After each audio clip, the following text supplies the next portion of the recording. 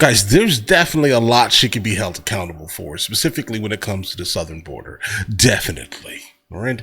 But also at the same time, you have to probably factor in the politics angle of things, along with, making sometimes the other party look bad for, reasons, just to make them look bad, I guess, right? That is, in fact, a thing. Right? Both parties have been, pretty much accused of that for a pretty long time, right? I'm not going to pass this bill because it's going to make you look good, right?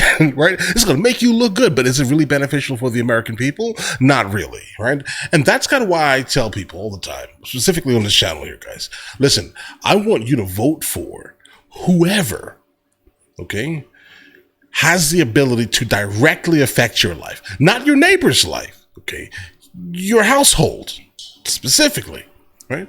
Like if this one specific talking point doesn't really affect you, but it makes you angry, that's not really a thing. Okay. That shouldn't matter. What matters is, does it have the direct effect of your household? If it doesn't, then maybe that's not maybe you need to check out to verify if you are in the echo chamber or not, so you can escape it. Okay. But either way, let's go and check this out immediately. Kamala Harris held to account over the southern border. Let's jump into it. Let's check it out. Madam Vice President, thank you for the time. Thank you. It's good to be with you, Brett. Voters tell pollsters all over the country and here in Pennsylvania that immigration is one of the key issues that they're looking at this election, and specifically the influx of illegal immigrants from more than 150 countries. How many illegal immigrants would you estimate your administration has released into the country over the last 3.5 years? She's not going to answer that question. Well, I'm glad you raised the issue of immigration, because I agree with you. It is a topic of discussion that people want to rightly have. All right, well, answer it directly. And you know what I'm going to talk about. Yeah, but right do you now, just a number? Do you think it's 1 million, 3 million? Brett, let's just get to the point. Okay, the point is that we have That was the point. The point is a number. He's asking you directly for a number, but either way. a broken immigration system that needs to be repaired. Right. So your Homeland Security Secretary said that 85% of apprehensions. I'm not finished. We have it's a an rough immigration estimate of system 6 million people have been released into the country. And let me just finish. I'll get to the question, I promise you. I was beginning to answer. And when you came into office, your administration immediately reversed a number of Trump border policies. Most significantly, the policy that required illegal immigrants to be detained through deportation, either in the U.S. or in Mexico. And you switched that policy. They were released from custody awaiting trial. So instead, included in those were a large number of single men, adult men, who went on to commit heinous crimes. So, looking back, do you regret the decision to terminate Remain in Mexico at the beginning of your administration? At the beginning of our administration, within practically hours of taking the oath, the first bill that we offered Congress, before we worked on infrastructure, before the Inflation Reduction Act, before the CHIPS and Science Act, before the bipartisan Safer Communities Act, the first bill, practically within hours of taking the oath, was a bill to fix our immigration system. Yes, ma'am. It was called the U.S. Citizenship Act of 2021. Exactly. It was essentially a pathway to citizenship for the... Yes, ma'am.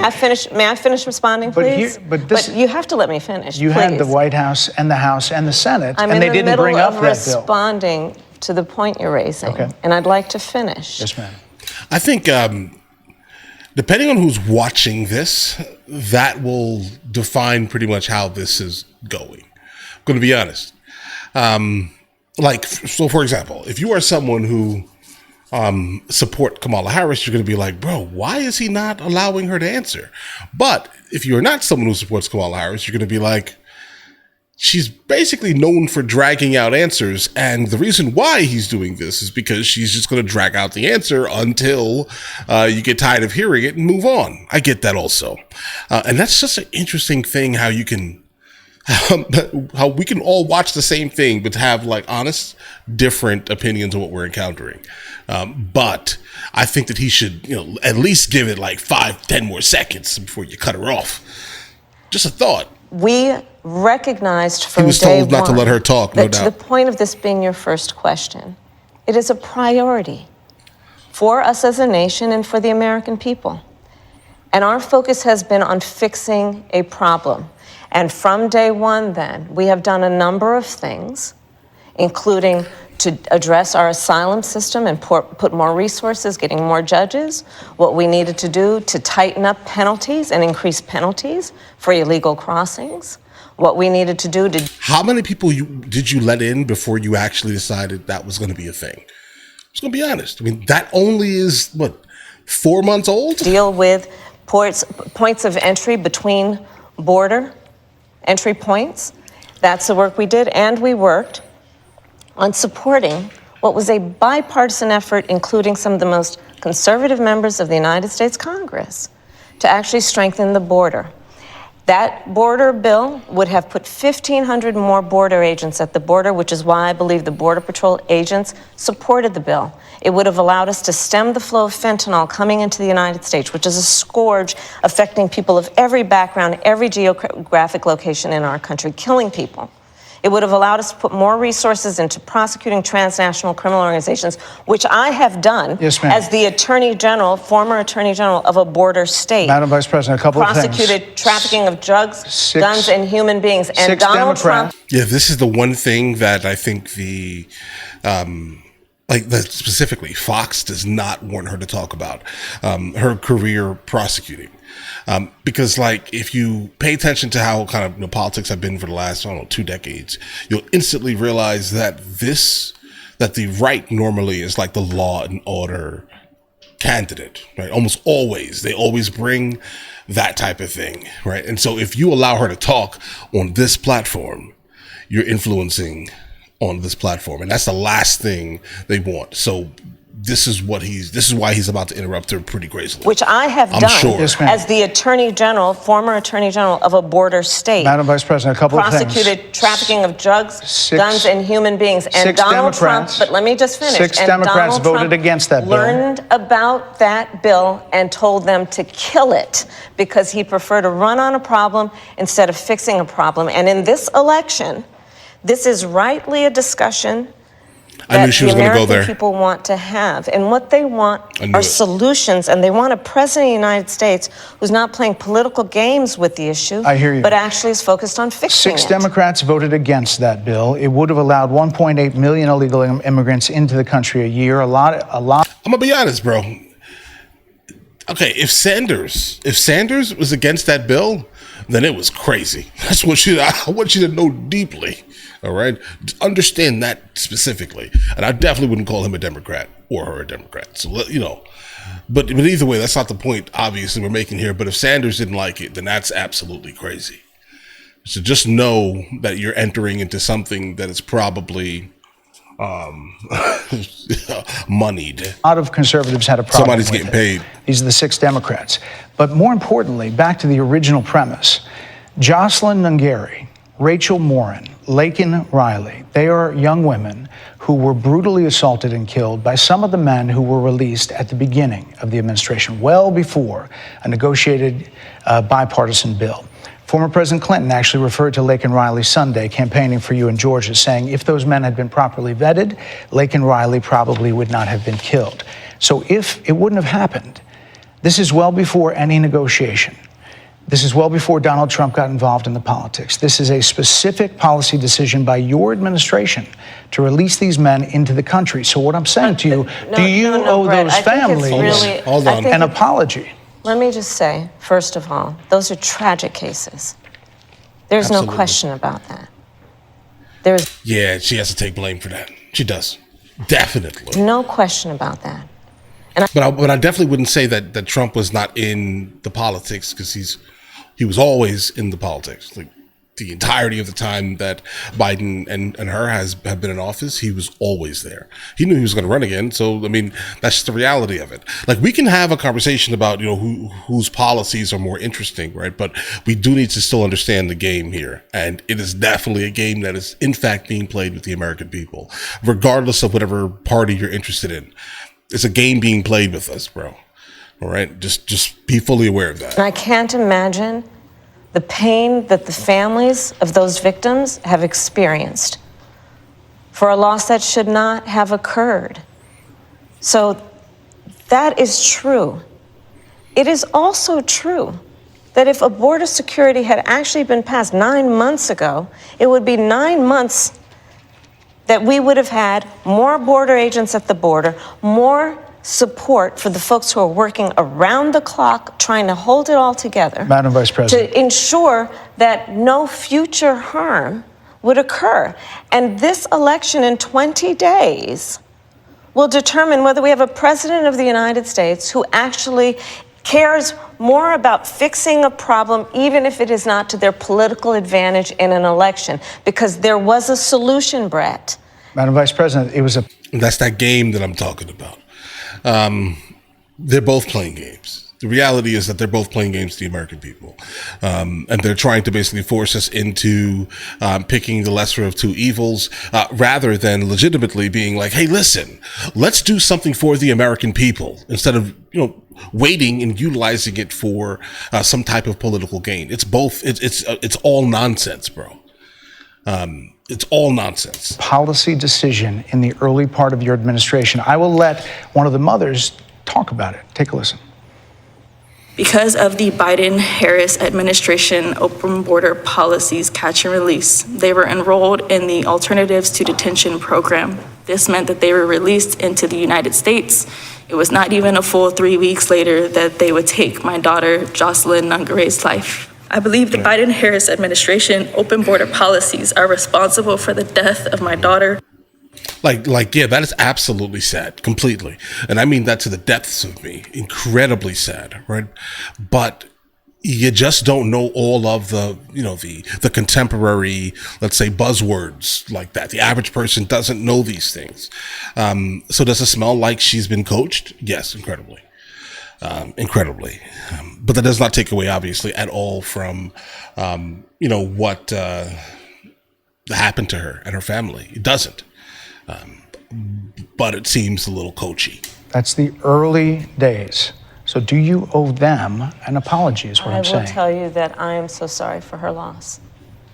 I am so sorry for her loss. Sincerely. But let's talk about what is happening right now with an individual who does not want to participate in solutions.